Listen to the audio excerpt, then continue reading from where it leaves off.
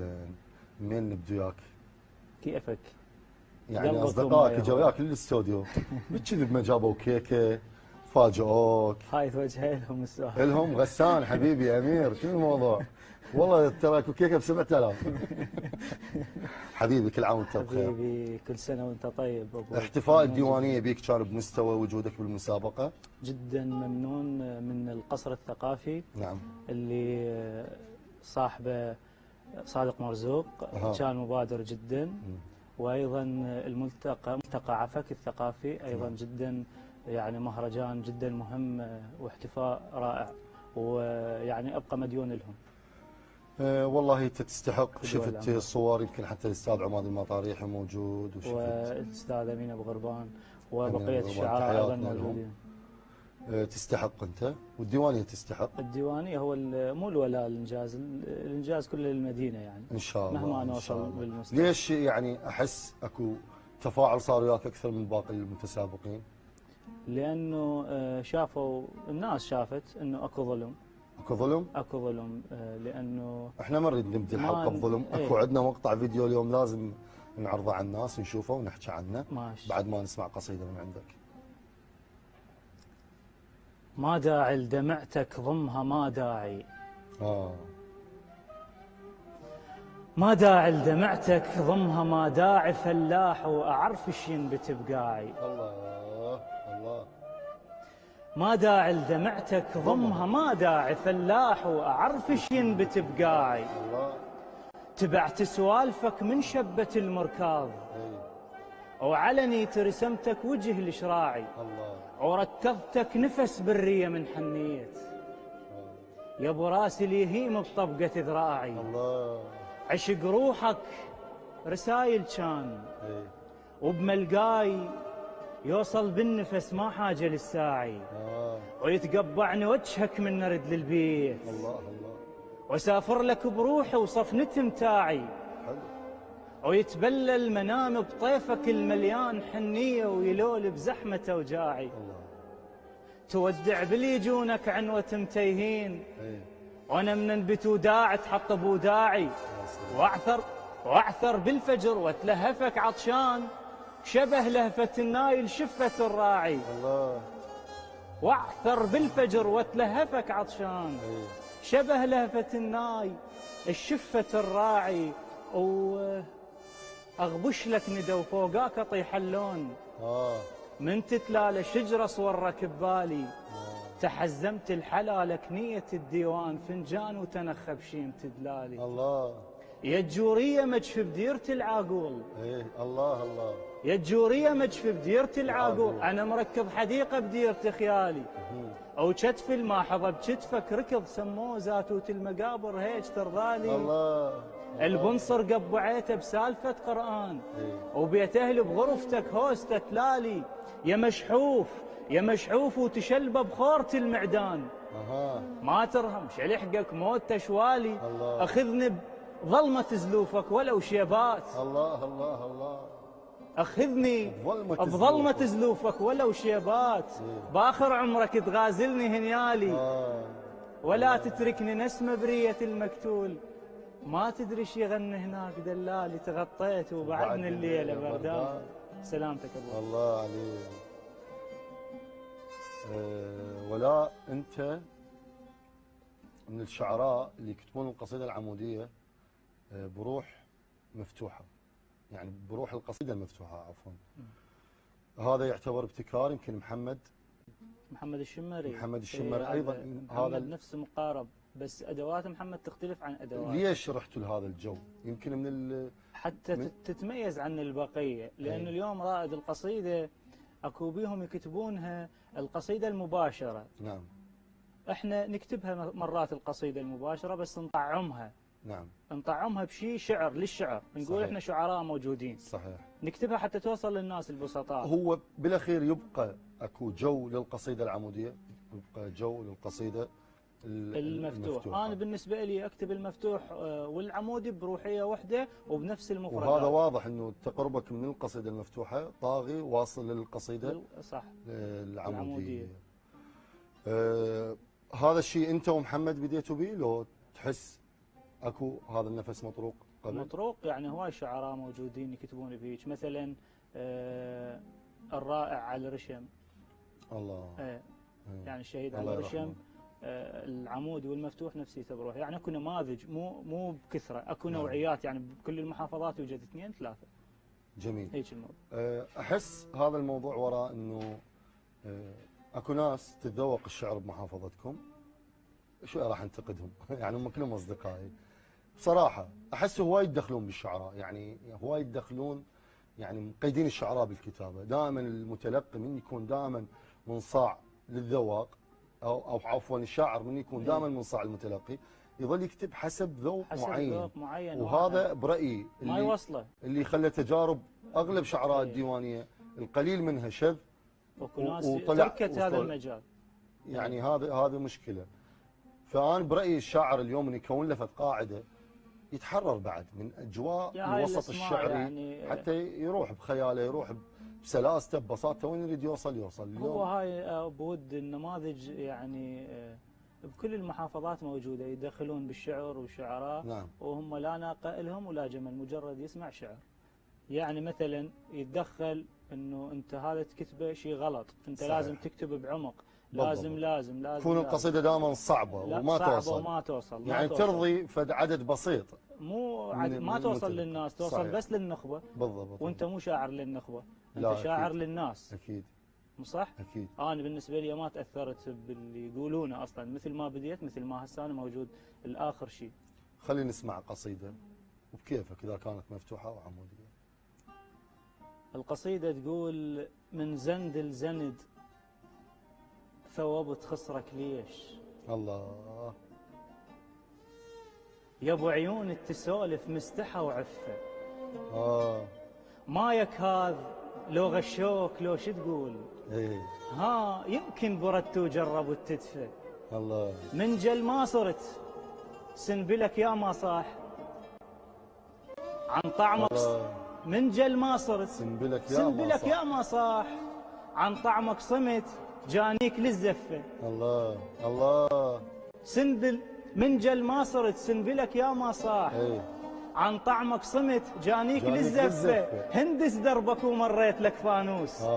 وتطفين وتقول متاع ما كفه. غشيم ومالي بمدافع اللوج سنون. ايه. على لاهيت وصيحا للبلم شفه. الله الله. النورس طير كل ظن على شجره يعيش. الله. النورس طير كل ظن على شجره يعيش. ايش مدري اني نهر عنده وياكل ضفه. الله. وقهوه وصاحن اللي يشحط بشرب الماي. قهوه وصاحني اللي يشحط بشرب الماي.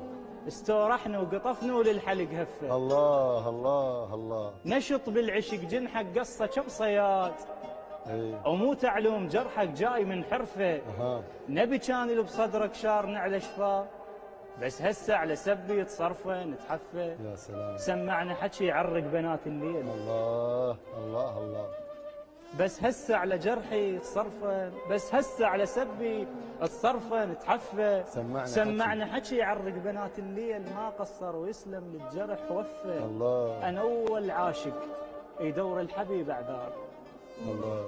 العثق ذمته تصير برقبه السعفه. يا سلام. سلامتك ابوي. الله عليك. الله. هم راح يحجون عليك، راح يقولون شو قصائدك كلها عتب وزعل ومفارق. انا دائما اقول يعني الانسان المرتاح ما يروح للشعر. صح. دائما من ينوجع يتوجه لكتابه القصيده، او يحتاج يكتب، يحتاج يطلع اللي بداخله. شلونك بالزعل؟ كلش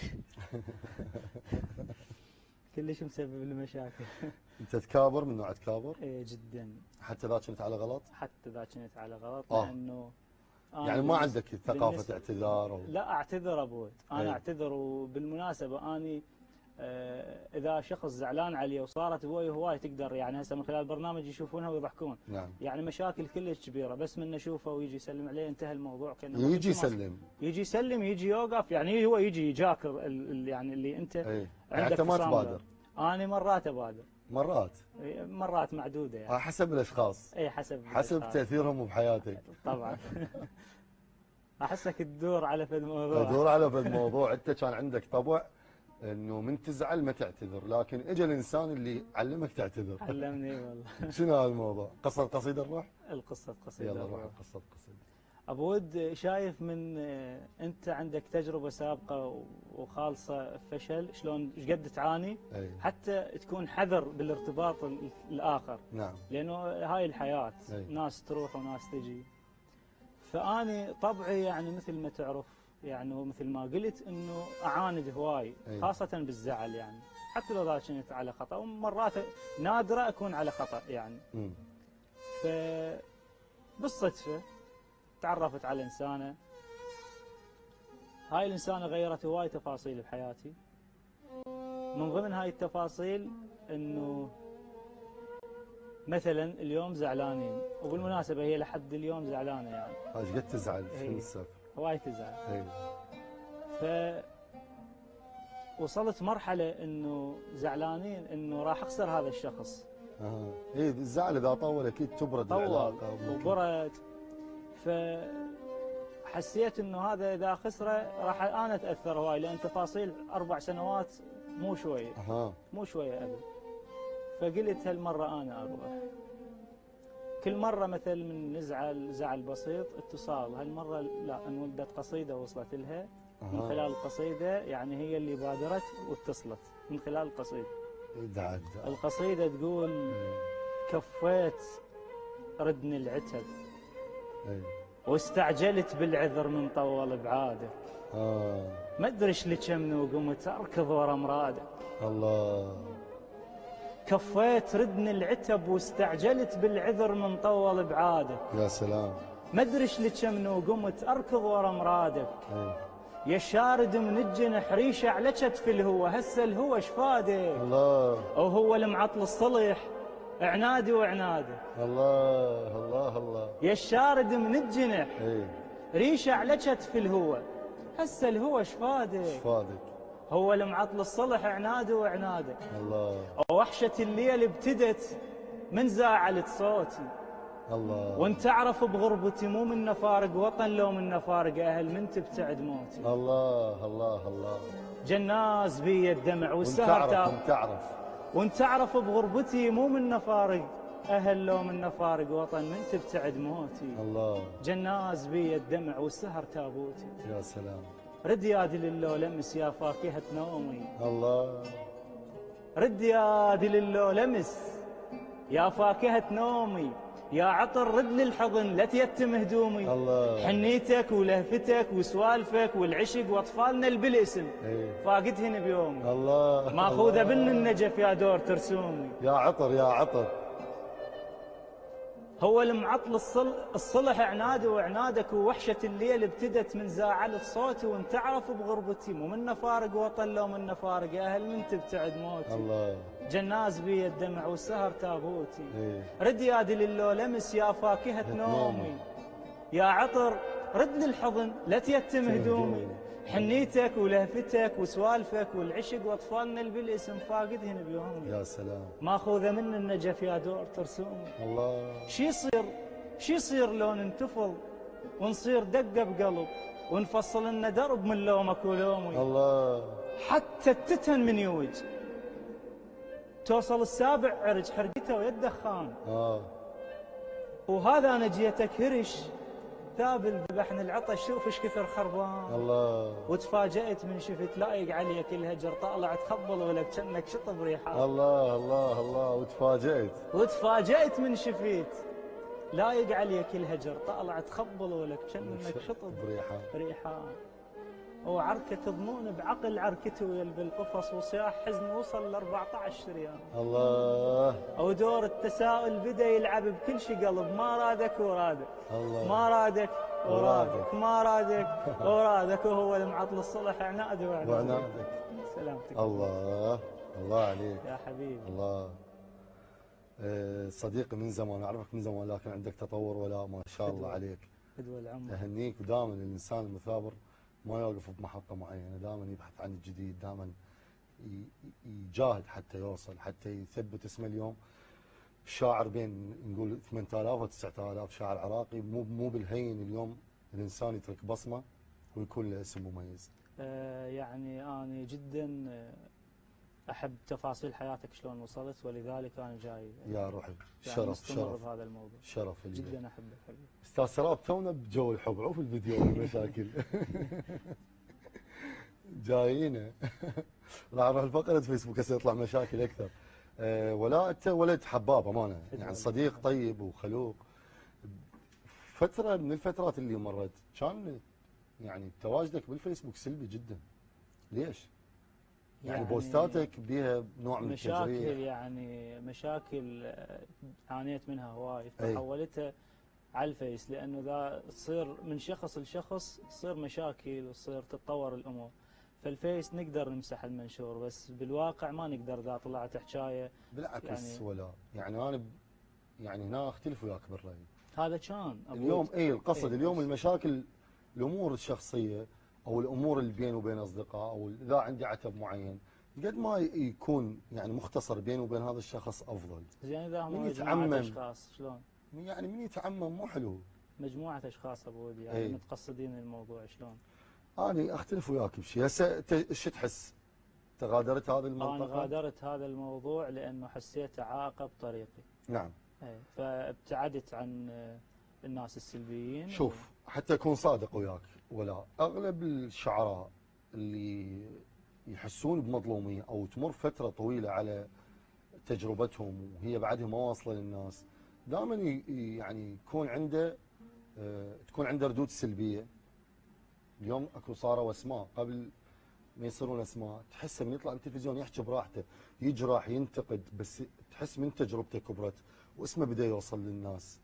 هي المشاكل مو حلوه ابد. يكون ايجابي اكثر.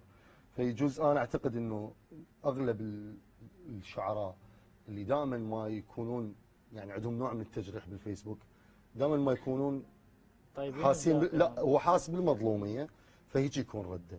بعد ما توصل تجربته وتنتشر ويشوف الحياه احلى من انه يقعد يجرح احد بالناس.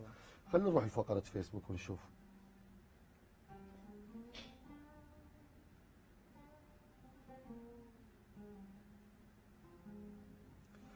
القاسم عبد الله الايام متولينا كله اول تعليق.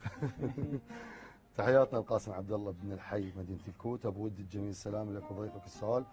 ولا هواي تخسر اصدقاء بسبب حب الانا، واليوم اصدقائك على عد الاصابع، تشوف هذا الشيء ايجابي او سلبي بالنسبه لك؟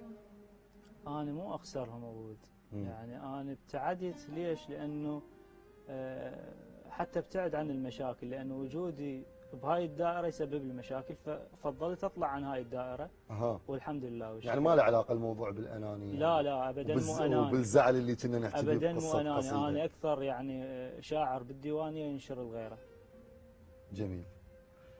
هذا السؤال محدد عن شاعر العراقيه، لان احنا قلت لك عندنا فيديو راح نتناوله ونحكي به، فاريد تجاوبني بالتحديد. بمسابقه شاعر العراقيه حاربوك شعراء مدينتك وصارت مشاكل ووصلت لمرحله ممنوع واحد ينشر الولاء، هالشيء صح وما كسرك؟ لا ما كسرني. يعني هو صح؟ هو صح، بس ما كسرني لانه اكو ناس وقفت وياي من خارج الشعر. اها. ناس جدا اصحاب فضل علي. يعني اليوم اكو جزء من شعراء الديوانيه يعني اكو جزء يعني شخص شخصين ثلاثه هيك مجموعه اشخاص بس، مو اكثر. لا اكو ناس مؤثرين، رايهم مؤثر بالشارع؟ لا مو مؤثرين. مو مؤثرين مهما حكوا مو مؤثرين. يعني مني حشد ضدك راح الناس تسمع كلامه؟ لا ما تسمع كلامه. بس هو يبقى يعني تبقى انه نكران ذات ما عنده وينتهي الموضوع بس. جميل. علي كفاح الدعمي، تحية حب للجميل، ربي يحفظك، الممتع والنقي. ولا الركابي أيضا يسلم عليك. شنو يعني لك الشهيد سجاد نجم؟ يعني صديقي فترة طويلة جدا. الله يرحمه. سجاد أكيد من الأصدقاء اللي كنت تلتقي بهم. هو جدا كان يحبك يعني. تذينا يعني بصراحة. يعني هو بعد منيته وهو راد هذا الموضوع. هو راد هذا الموضوع، لأنه قلت لك آخر مرة يعني قبل مراسل حربي هو كان؟ هو مراسل حربي لقناة كربلاء الفضائية. فما رضى. ما تسلط عليه الضوء سجاد. ترك جامعته. اي والله. مادة واحدة ما نجحوا بها، فهو قرر يعني هو تخرج، وصل مرحلة تخرج ما أعطوه تخرج، فهو ظل يعني مستمر، ما رجع امتحن. الله يرحمه. احنا شاب جدا خبر جميل استشهاده بصراحه ومحبوب. كنا ناويين نجي للديوانيه، كان عندنا طريقه تصور من غير محافظه وكان بعيد والوقت تاخر واستحيت يعني ما وصل له ب 11 ونص بالليل ب 12. هذا بيوم الحفله بيوم التأبين اي بيوم الفاتحه امانه يعني.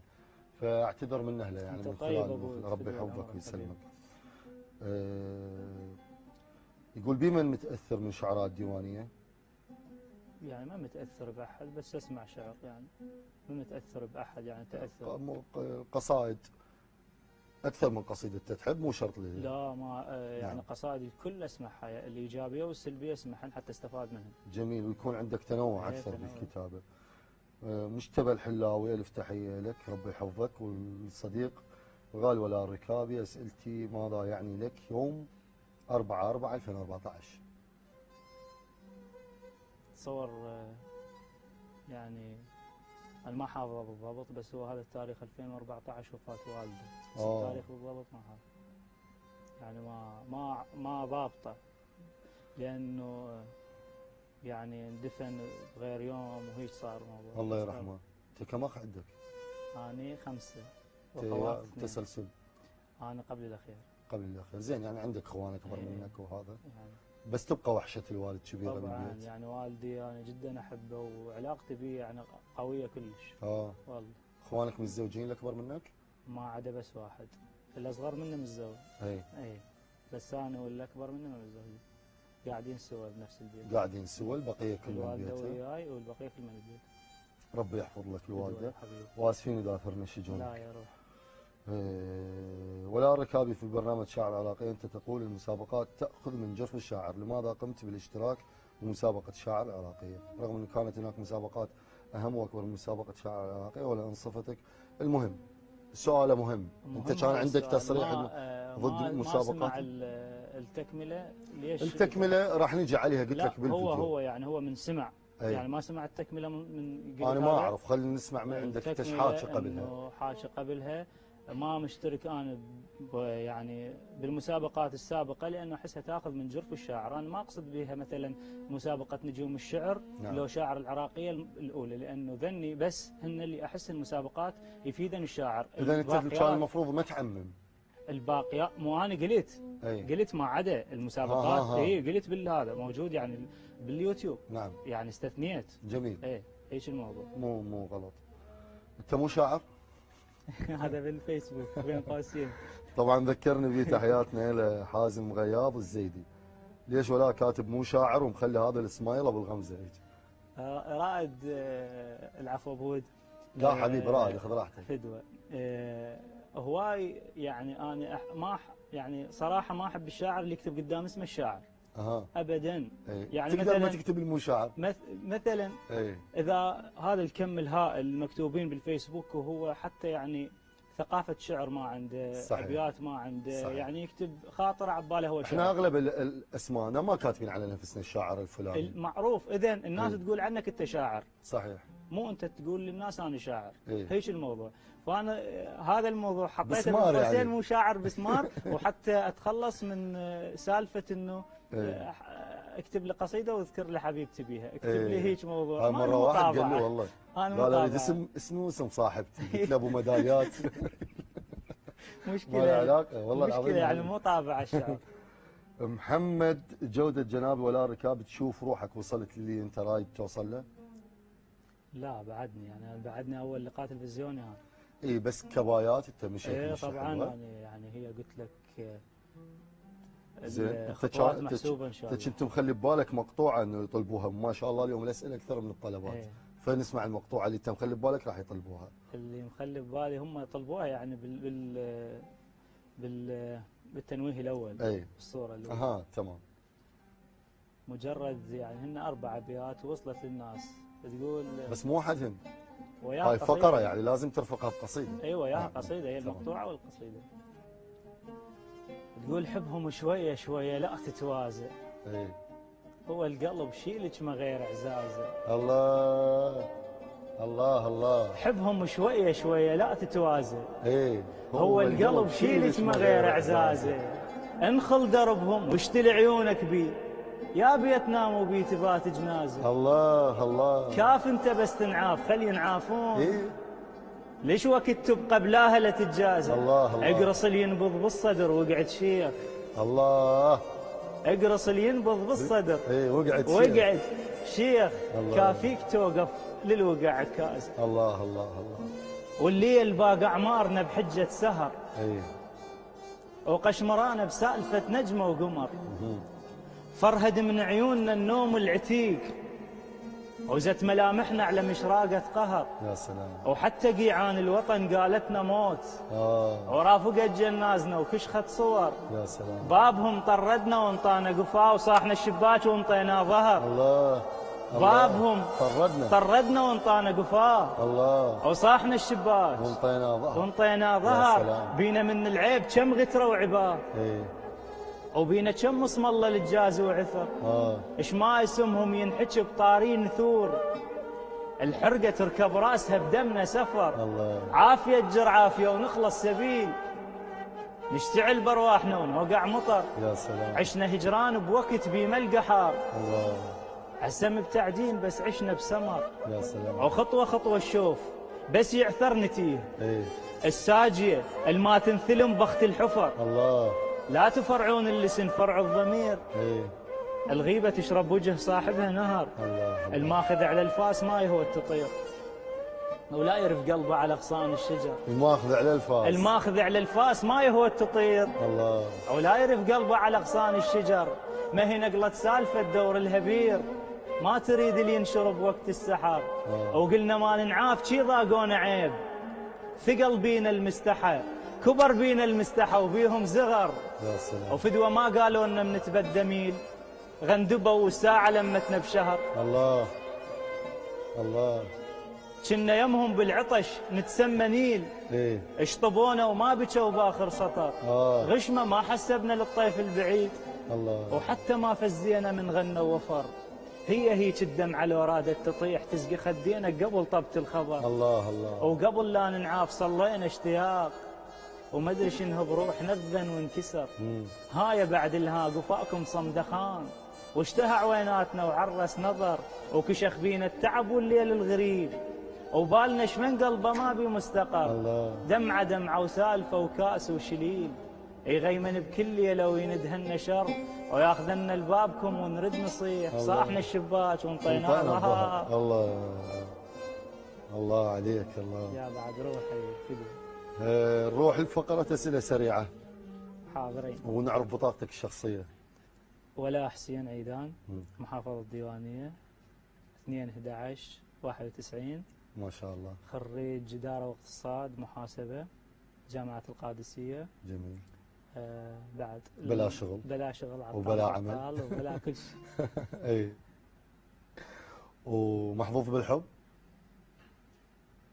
يعني نوعا ما. يعني شنو نوعا ما؟ يعني نوعا ما. تبيك مجال. أنا مريت بعلاقتين أبود، واحدة فشلت وواحدة لحد الآن ناجحة بس هي زعلانة هسه. اي والله. العلاقة الأولى فشلت ايش قبلت؟ خل شوي نخرب على الناجحة. نقدر نغادر هذا الموضوع. اوكي. إذا محظوظ إذا بس تجربتين ولقيت لك واحد. تجربتين. ناس بعد 10 تجارب واكثر يجوز ما يوصلون النتيجة، خلينا نحزدك شوي.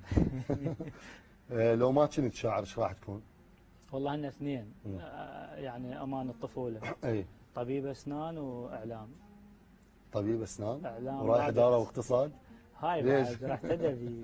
اي. مشاكل هواي يعني. اي هاي امنيه الطفوله نقول. يعني. اي وبعدها واقع الحياه. لابد يعني واقع الحياه يفرض عليك لانه انا اشتغل وادرس بنفس الوقت يعني.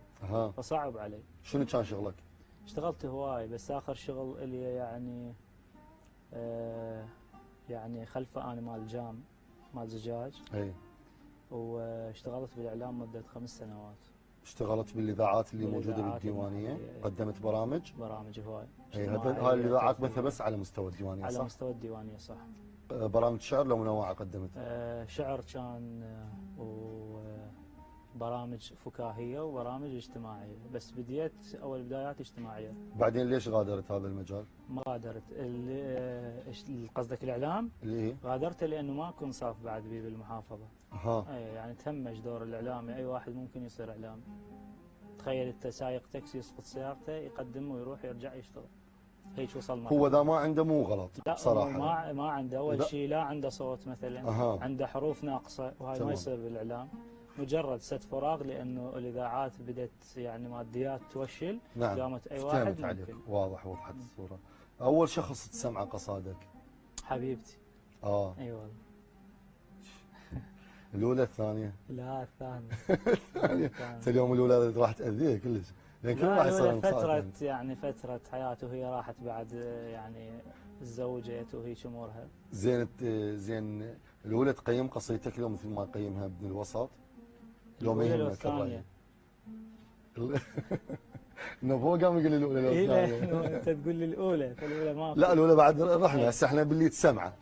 يعني تقول لي هاي القصيده حلوه، مرات يعني تفاجئ تقول لي انا ما سامعه هاي المفرده بهواي قصائد، هذا الموضوع راح يفيدك. هاي الصوره جديده ما مطروقه سابقه ما سامعتها. حلو. يعني عندها اصلا هي تتلقى لو تحس تتلقى ذكاء. زين ما تقول لك هذا بيطالع من الوزن شيء؟ تقول تقول هذا ما يشبه هذا شو.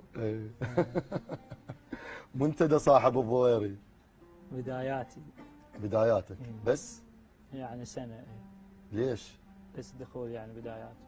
ما استمريت به؟ اي لانه المنتدى صار كان ما تابع للاتحاد، وانت بداياتك لازم تتواصل وياهم. اكيد. بعدين انا عندي يعني خلاف على يعني الاتحاد. يعني وجهه نظري انه احتفظ بها الروحي بعيد عن الاتحاد، فالمنتدى صار يعني شلون هو من ضمن الاتحاد. يعني بحيث اكو ناس قرأت بغير منتدى انفصلت. هيك وصل مرحله. انا ابتعدت عن هذا الموضوع، فاشتغلت على روحي من خلال الفيسبوك، من خلال مواقع التواصل الاجتماعي، ومن خلال الاذاعه وصلت اسمي. التواصل مهم. التواصل ويا الشعراء؟ لا مو مهم. لا والله. والله يولد بس مشاكل. العزله بس والقراءه. بالقصيده العزله والقراءه هن يحفزنك على الكتاب. اهم من الاختلاط بالشعر. وجهه نظر قد تكون صائبه او لا. تقدر يعني تقدر تحدد علاقاتك يعني بالشعراء، بس ما تقدر تغادر. طبعا تحددها تحجمها بكم شخص، بس يعني اليوم عندنا اليوتيوب نسمع اي يعني اي احد يعني صحيح. تجارب بس مهمة. بصراحه مو مثل الحافز اللي موجود بقاعه الشعر، من تكون بشكل مباشر. انا متواصل يعني حتى يعني مرات اكو منتديات يعني انا عندهم مشاكل وياي، بس انا يصير مهرجان احضر. انت كاتب قصيده على الاب؟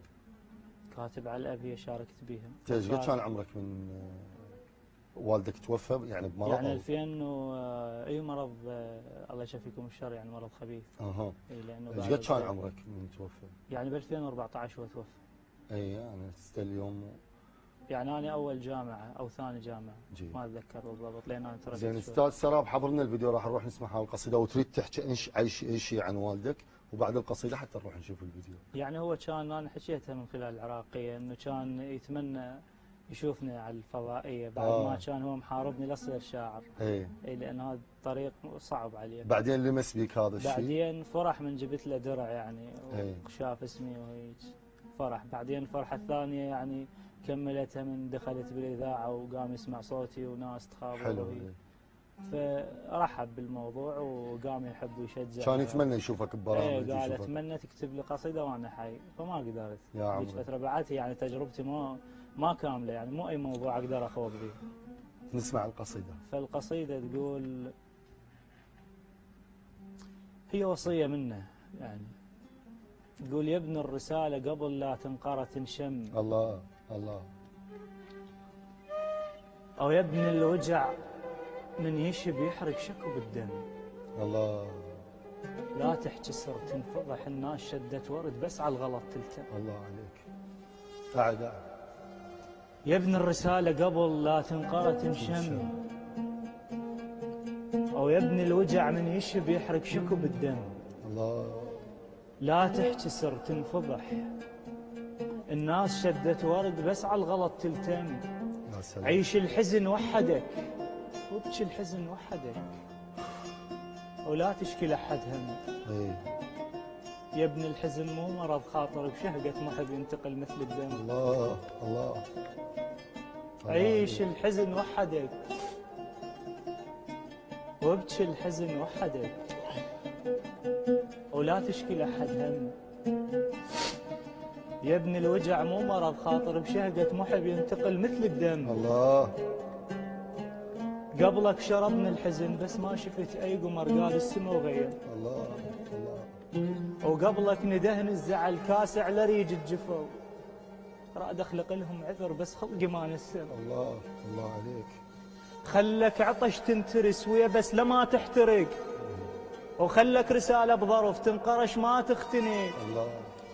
وخليك جملة بسجن، جملة بسجن ترتاح من تنشهق. الله الله. وخليك مثل الشمع، مثل الشمع ويبدل لو وينعش باثنينهن معتليك. يا سلام. بتشيل عوانس دفن من تمر زفة عشق. الله الله. خلك عطش تنترس ويا بس لما تحترق، خلك رسالة بظرف تنقرش ما تختنق. وخليك جملة بسجن ترتاح من تنشهق. يا سلام. وخليك مثل الشمع ويبدل وينعش باثنينهن معتلك. بتشيل عوانس دفن من تمر زفة عشق. يا سلام. هو ملقى المحطة سفر، الله. ولك ملقى المحطة سفر لو مو تخلص شبك. الله. يا ابن النهر من يجف ما يتجرف ينذم. أوه. ولي يد الرسالة قبل لا تنقرت الشمس. الله.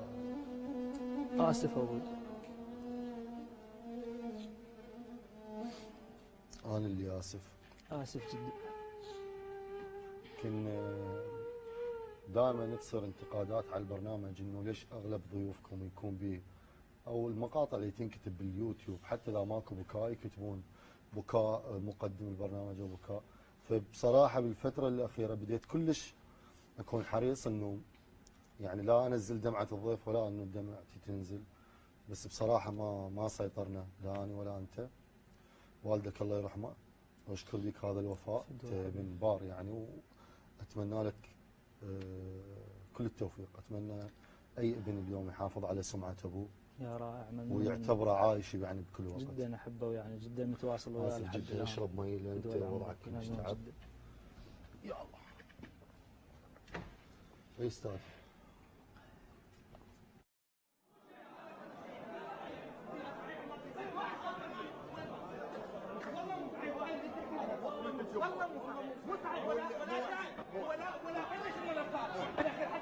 ولا ابو العماره ابو العماره احسن واحد فيهم بس يا ابو العماره شجاع لا احكي الحق احكي الحق انا احبك بس بعد ما اسمعك انا ليش؟ لان سبتك تروح وتجي تروح وتجي ليش؟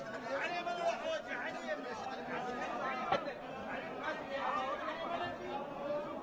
الفائز عنده باللجنه راح تسجلها اللي فاز عنده باللجنه ولا اللي فرحنا على والديك مسجلها ولا اللجنه ولا ليش يا حمزه من المعد من المعد من المعد هذا بالنسبه لي تصويت الجمهور لا 50% اللجنه شنو دور اللجنه؟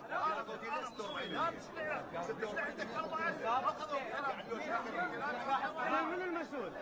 من صاحب قرار تعالي انت صاحب القرار هذا صحيح حق اللجنه وين؟ انظلم بس انا حق اللجنه وين؟ حق اللجنه وين؟ يا ساتر عندك قناه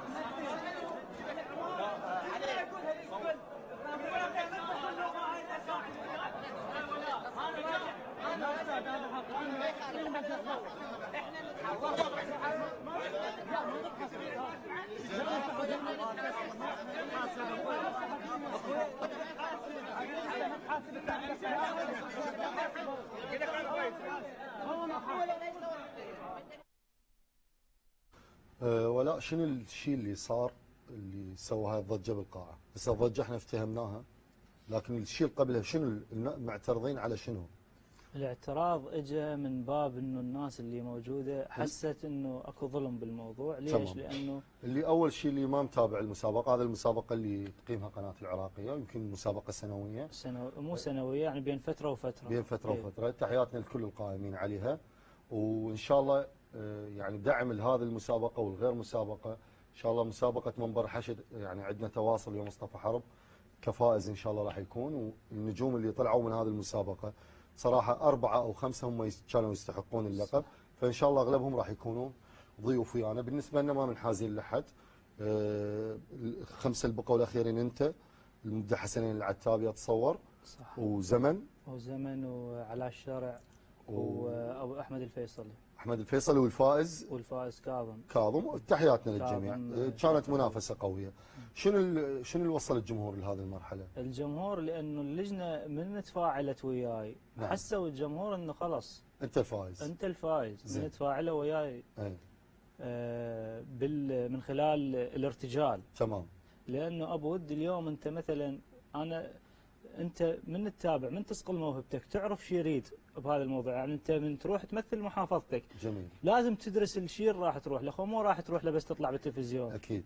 فانا بالنسبه لي اعرف انه بعد ما انطونا الاليه، نعم، فاعرف انه البيت المولد الجناس ينوخذ من نفس البيت، ما يصير تشوف الفكره شنو وتاخذ جناس بكيفك. اكيد من نفس البيت. فهذا اللي صار ويا اغلب الشعراء. انت تميزت بهذا انا تميزت انه اخذت من نفس الجناس. كان تفاعل اللجنه اكثر وياك. الريد دار مكان، واحنا يعني اقرب لهذا الموضوع. اقرب لهذا الموضوع. نعم. بالقصيده كانت القافيه جدا صعبه. اللي ويانا صارت لانه قافيه اذا اكو كان يعني انا ما اعرف عند اللجنه، يعني تفاعل اللجنه والجمهور تفاعلوا ويا الموضوع. نعم. هيك الموضوع. نعم. فالناس حست انه انا اللي فايز، وهو فعلا عند اللجنه طلعت انا اللي فايز يعني حسب الترتيب. بس مرخص كاني بس التصويت يعني مشكله. لا اليوم انا اليه البرنامج ما بيها كل غلط، انه تصويت الف مبروك الكاظم ويستاهلها. ليش؟ لانه هي هاي اليه البرنامج. بالضبط. انا بالنسبه لي مشارك ما هنا صار التوجيه اليوم شفناه على استاذ حمزه الحلفي. ابود الله شاهد يعني علي. انا جاي اعقب لك على استاذ حمزه، لان هو يعني حسينا يعني قدام الناس بصراحه يعني حمزه من الناس اللي ورقتهم بيضاء، واحنا جدا حمزه من الناس اللي وقفوا وياي بدايه بالقصيده الاولى. بالقصيده الاولى قال كلام عني يعني كلش افتخر به، كلش حلو. بعدها يمكن هو هم نزل بوست عنك، نزل بوست وانا ايضا نزلت بوست من وضحت الصوره عندها للديوانيه. يعني ما شفنا انه حمزه الحلفي او كذا، يعني بقى الموضوع بقى الحمل على الغارب يعني. والناس اللي شافت الفيديو وما تابعت التفاصيل راح يعرفون انه كانما القصور من عنده، مع انه هو ما له ذنب بالموضوع. ما لك الذنب. نعم. استاذ حمزه ويعني من المقربين جدا وجدا احبه. وبتقول لي يعني انه موقف الشعراء ما صار وياه، يعني اكو بعض الشعراء المهمين اللي ما نشروا. انا اقصد الناس اللي نشرت على حمزه. ناس زعلت تقول لي شلون هيك يعني قافله على انه الموضوع حمزه ورا، يعني استاذ حمزه قافلين هم بعد ما اعرف. يعني اكو ناس بالتعليقات ترجع المنشور اللي بينت به الموضوع كله. نعم. وقلت انه استاذ حمزه بدن مو يم الموضوع، يعني انفهم بالصوره الخاطئه. هو قاعد يقول لك تصويت، نظام على التصويت النظام ما دام يصير بها تصويت بالاخير يكون بها طبعا يعني يكون بها تفاوت بالاراء بين اللجنه والجمهور. الله شاهد ابود انا لا ضايج ولا زعلان ولا ابد ولا مفكر، لانه انا ما افكر اكون رقم بالمسابقه. جميل. انا شاركت حتى اثبت حضور الي بس. خلي ببالك شغله، الاربعه الخمسه اللي بقيتوا بالاخير كلكم برزتوا، وان شاء الله زمن البارود نسينا. زمن البارود ده ذكرت ثاني قلت لك. خلينا نسمع قصيده حتى لا ياخذنا الوقت. ماشي. لا من جديدك يعني؟ اي من جديد، لأول مرة تنقرأ يعني. هذه تقول ضحكتك واصلة الآخر جرح بي، ما مغصوب كأنك رايح بنية. ضحكتك واصلة الآخر جرح بي، ما مغصوب كأنك رايح بنية. الله. قعدت قبالهم والنعم ركضت ماي، لا عثرت بوجه ولا بماضيه. يا ولا سمعت صياح البقى بصدري يصيح، ولا غزرت بذنك ذيك الأغنية. الأماكن كلها مشتاقة لك، والعيون اللي نرسم فيها خيالك. واتذكر تقاودنا وحلفنا براي، إذا ما لمنا بيت تلمنا جنسية. الله. هسه ايش تغير وش قعد بالروح؟ الله. شنو من تالي صارت مايلك جيه؟ شنو عشرتك تنتهي بحلقة وثوب؟ شلون؟ من يمتى الحشف تنزف لبرحية؟ الله. ومن يمتى الجرح يترك دواء ويقوم؟ ومن يمتى النهر يطب سواجية؟ الله. من حطوا بصبعك ذهب يا ابن الناس، من شف ذهب كل حلو بهالدنيا. انت الما تنام الا من لوليلك، ولا تقعد كنت بس نغني لك، يا سلام. يم شباكي ما منساني وادعي لك، الله. واذا تسكت شفاف عيوني تحكي لك. الله الله. انت الما تنام الا من لوليلك، ولا تقعد كنت بس نغني لك، يم شباكي ما منساني وادعي لك، الله. ومن تسكت شفاف عيوني تحكي لك. صارت والوطن للموطن زفور، وبراق القلب علقت تركيه، المشى برايه واصابيع غدا كاروك، الله. بعد ما خلي صدري يدق لحنيه، الله الله. وبعد ما خلي جفني يصب له من الشوف، وبعد ما لبسم الشفتين قدسيه، وبعد بس بعد كل شي بسمار نعاف، وقعدة شك واخ بصدري منسيه. الله. واخاف يمر وكيت وترد لي فاحة شوق، اخاف يمر وقت وترد لي فاحة شوق، اخذ مكفى الهوى ولا تقعد بريه. الله. سلام. الله انك على الجديد يا بعد. طول الحلقه انت ممتع حبيبي ود الغالي. بالرثاء بالغزل بالعتب. انت عندك حب التملك اصلا؟ ايه. هاي هي حاله سلبيه من الحالات السلبيه الموجوده بي. يعني انت تدري بيها وتسويها. ايه. شو اسوي فيك؟ مشكله هذا طبع، يعني الطبع ما يتغير ابد. يعني اليوم انت ابود يعني صاحبي. مثل من تروح لغير مكان وتاخذ غيري انا يصير بخاطره منك. ايه. مثلا انت اكو شخص مثل حبيب من يعني اغيب يومين او ثلاثه واشوفه متواصل على الفيسبوك، يعني ازعل. شلون يحبس روحه بالغرفه؟ لا يعني يتواصل مثلا يتواصل يعني مثلا بالشقه ياخذ وينطي بالكلام بالتعليقات. تشوفه يعني عايش حياته. هو يريد يغث، يعني هو يريد يغثك، يوصل لك رساله وانت ما تقصر. ايوه لا يعني ابد. زين هذا حب التملك اكو دائما يصير عند الناس اللي بس يردون يوصلون هذا الشيء ويردون يسيطرون عليه بشكل كامل، بعد ما يوصلون ويسيطرون هو الشخصين يتغير. يعني يحس بالملل. اي صح. انت هم هيك؟ اي والله هم هيك. اي والله بود، يعني مرات تحس روحك هذا الطبع لازم تبدله. ليش؟ لانه يغثك لك ما يغث غيرك. فلازم يتغير. يعني شوي شوي نقدر نغير هذول. استاذ سراف كل شوي يقول لي مشى الوقت وخلينا نستغلك بالشعر. اذا عندك قصيده على الموضوع بعد الله يدك. على الموضوع ونسينا نرحب بالعزاف. محرم يعني بصفر يمكن شهرين صار ما متواجدين بالاستوديو، اليوم رجعوا وعمر جاي متحمس مشتاق لولد بحيث داخل الاستوديو يسولف وياهم. ومهند دموعك غاليه، يعني اكيد تذكرت والدك وبكيت بالقصيده. اما انا ما اردت اسولف بالموضوع لان ادري اهلك يتاثرون، بس هسه شوي عبره لهون. نسمع القصيده. ان تقريبا مو قصائد طوال، مقطوعتين بنفس الموضوع. نعم. لانه نطلبن اكثر شيء نطلبن. تقول ما خلى عند التتن لا وجه لا ريق. فحطان اخذني العطش وانا ببحر من ربع طاحوا لي خنق الدرب ما طاحوا مي. الله. واذكر قبل كم زعل بماي وجه رحت بديته يمهم رضا ولا قلت شعليه. المفروض ما تنحكي بس كأف اخذني الخجل كم دوب اظل منتجي على حروف محكيه. الله الله. هو النطب صاحبه على حساب نثية غجر من ينكسر لجنح خد في ذا البنيه. الله. هو النطب صاحبه على حساب نثية غجر من ينكسر لجنح خد في ذا البنيه. توقف له وجهه وقفه لا والله يشبع جفه ويذوق عازة لخم يشوف عوشيه. الله. حاسبنا شيء صلوة وحاسبها برحيه. انكسرت بوجه المري وانا الغشيم ركضت لميتهن بالقلب ما تسوى قولا بعد والدنيا مقضيه. سولف الطول كعد من شفت حيرة بلم بعيونه مبكيه. الله. وحبها صويحبي القاسمت زاد وياه. الله الله الله. هذيك المرجحة تروح بتوال الآه.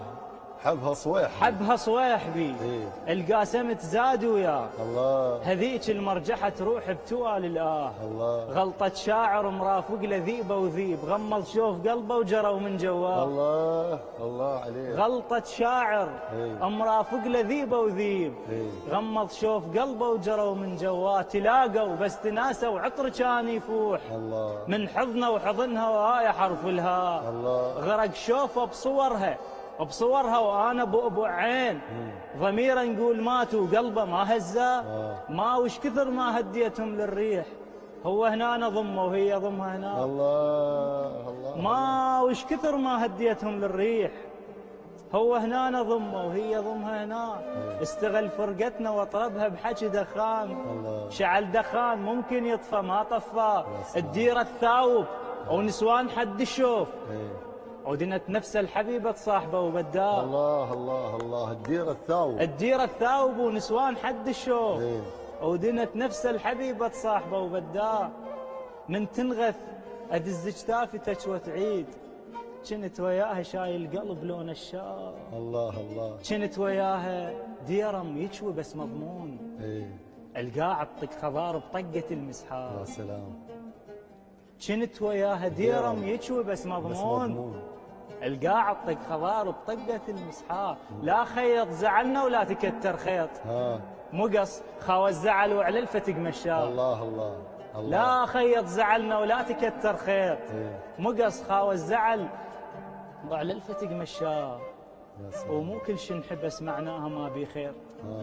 مو كل شي نحبس معناها ما بي خير.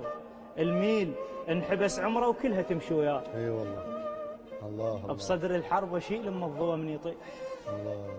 بس صوح بظهر غفل لما. للاسف. بصدر الحرب اشيل من الضوء من يطيح. بس صويح بظهر غفل لما. وتلاقينا هو وهي والمخدوع. الله. وكل من حدر نجم التهب جرحه وتاه. الله. سلامتك. الله على كانت جديد. هاي قديمه جدا يحبونها يعني اكثر الناس يعني. ما قاريها انت ما سامح من عندك؟ ما قاريها بمهرجان بس قاريها يعني تصوير. بالجامعه بحفله تخرج يعني توفيق. تصوير الحفله. بالتوفيق. قال عندنا وقت استاذ سلام.